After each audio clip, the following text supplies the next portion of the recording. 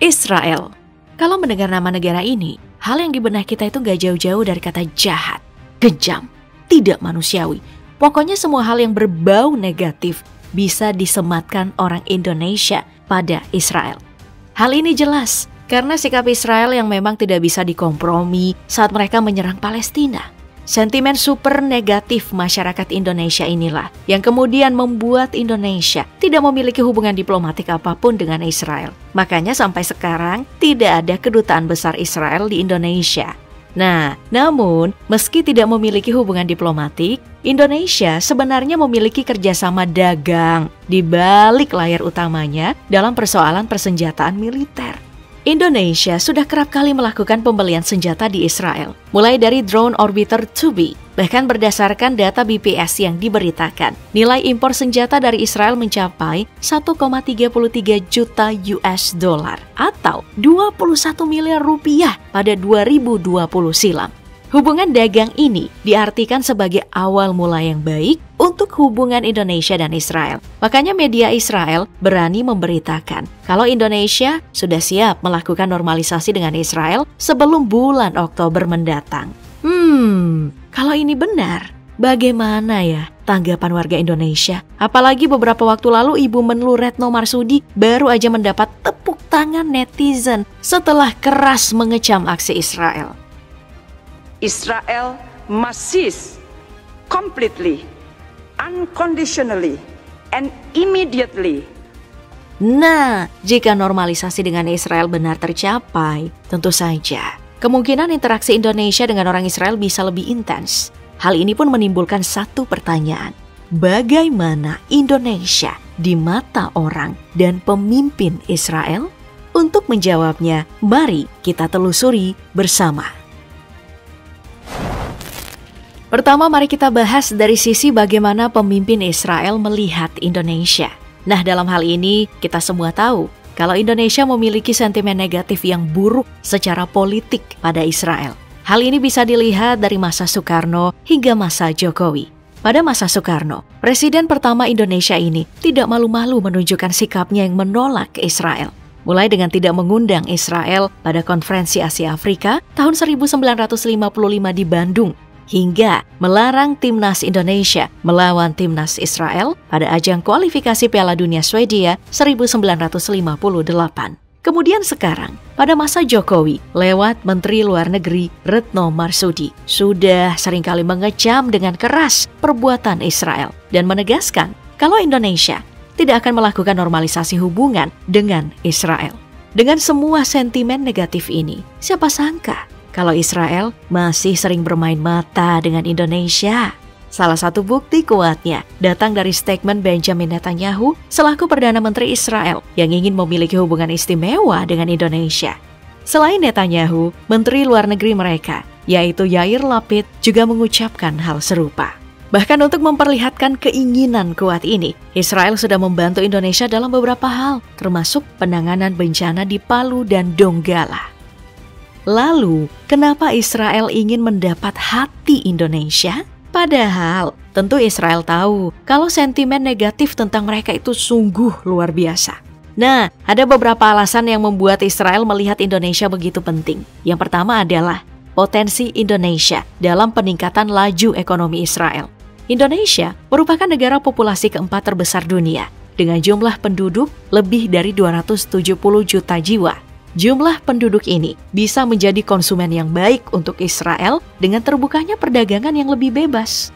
Belum lagi, jumlah penduduk ini bisa menambah jumlah wisatawan Israel di mana orang Muslim dan juga Kristen tentu ingin melihat Baitul Maqdis yang disebut sebagai tanah suci tiga agama. Selain soal penduduk, Israel sebagai produsen alat militer seperti senjata api, tank, hingga drone canggih juga melihat Indonesia sebagai pasar yang baik. Indonesia yang mengincar modernisasi alutsista dalam beberapa tahun terakhir ini dengan menggenjot anggaran Kementerian Pertahanan tentu saja menarik perhatian Israel. Selain persoalan perdagangan, kekuatan Indonesia dalam pengaruh negara Muslim juga dibutuhkan oleh Israel.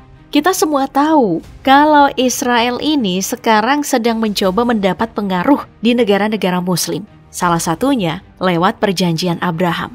di mana Israel berhasil menormalisasi hubungan dengan Bahrain, Uni Emirat Arab, Maroko, dan Sudan.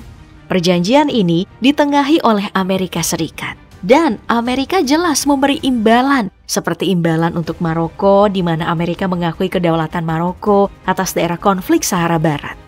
Nah, dengan melihat hubungan baik dengan Indonesia yang mendapat predikat sebagai negara dengan penduduk muslim terbanyak, belum lagi keanggotaan Indonesia di OKI yang makin penting, bahkan diberi mandat persoalan jalur Gaza. Tentu, Israel bisa mendapat pengaruh lebih besar dari dunia Islam. Jadi wajar saja jika Israel melihat Indonesia sebagai hal yang sangat berharga. Mereka bisa makin kaya dan makin dipercaya oleh negara-negara Islam.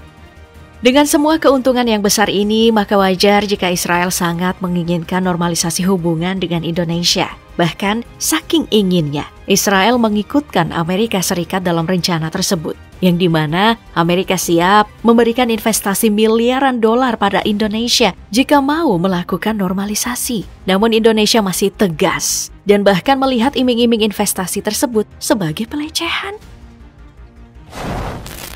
Nah, setelah melihat bagaimana pemimpin dari Israel ini sangat menginginkan hubungan baik dengan Indonesia, siapa sangka kalau banyak juga orang Israel yang melihat Indonesia sebagai negara yang penuh dengan kontroversi.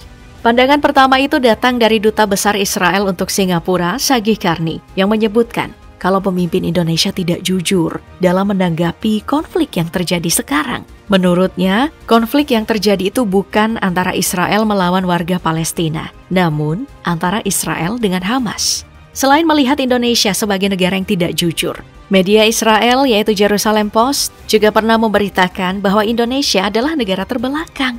Statement keras ini muncul setelah Indonesia gagal menjadi tuan rumah Piala Dunia U20 pada tahun 2023 kemarin karena menolak kedatangan Israel. Kemudian sikap keras warga Indonesia yang menolak timnas Israel juga dinilai membuat Indonesia tidak berwawasan karena masih dibutakan oleh gerakan anti-Israel. Dengan melihat kedua statement ini, bisa dibilang kalau Israel memang narsis karena melihat negara-negara yang tidak mengakui mereka dianggap terbelakang. Selain di momen penolakan timnas Israel di Piala Dunia U23, Indonesia juga mendapatkan sorotan warga Israel setelah gerakan Julid Fisabilillah yang digagas oleh Erlangga Greshchinov. Gerakan ini terjadi setelah banyaknya postingan pasukan Israel yang malah party setelah beragam hal sadis yang terjadi di jalur Gaza. Nah, netizen Indonesia bersatu membuli semua orang yang mendukung gerakan sadis Israel di jalur Gaza. Salah satunya adalah presenter Israel Shai Golden yang sampai minta ampun kepada netizen Indonesia. Bahkan pada satu waktu, kontrak Menteri Israel berhasil bocor hingga dibully oleh netizen. Ya, kita tahu sendiri ya bagaimana kejamnya para keyboard warrior asal Indonesia. Namun siapa sangka, meski netizen Indonesia terkenal beringas, ada juga tentara IDF yang terkena gerakan Julid Fisabilillah yang malah membahas netizen Indonesia dan menyinggung kalau orang Indonesia pesek. Lah, bawa-bawa hidung. Ya tentu aja netizen Indonesia makin beringas dong dan memanggil tentara ini sebagai pensil inul. Nah, dari dua sisi yang dibahas ini bisa dibilang kalau pemerintah Israel tahu mereka memiliki keuntungan yang sangat besar jika berhasil melakukan normalisasi dengan Indonesia. Namun di lain sisi, netizen dan media Israel juga banyak yang memandang Indonesia sebelah mata. Jadi, menurut kamu, bagaimana dan apa respon kamu kalau misal Indonesia betul-betul melakukan normalisasi hubungan dengan Israel sebelum Oktober mendatang?